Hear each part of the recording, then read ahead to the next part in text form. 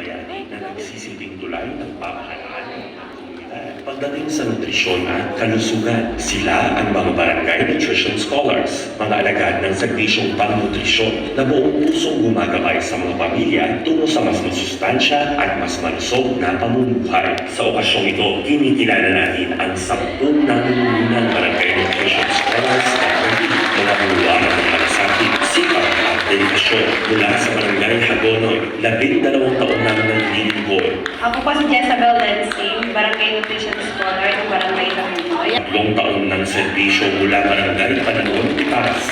Ako po si Ana Lumpia ng Barangay Panimun, Tipas, Mula barangay Ligid, Tipas. 15 taon ng dedikasyon. Ako po si President ng Barangay Ligid, Tipas, Barangay Nutrition Scholar. 6 na taong paglilingkod sa barangay Central Bikutan. Ako si Rodrigo Pasina, mula sa Central Bikutan, mag-6 na taon bilang Barangay Nutrition Scholar. Mula barangay Santa Ana, 13 taon na sa serbisyo.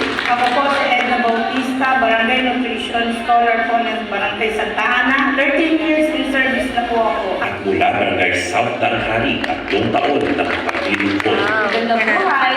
Ako po si Sheila Gales Madrid, ang Barangay Nutrition Scholar ng Barangay South Danghari, Taguig City. Ako po ay 3 taon na sa serbisyo bilang isang BNX. Ang inobasyon na ipinatupad at napagtagumpayan ko ay sa pamamagitan ng pakikipagtulungan ko sa aming barangay officials, sa aking barangay captain, lalong-lalo na ang aking mga partner na si Ginaw at si Kagawad for Health sa pagpapatupad ng aming mga programang pangnutrisyon.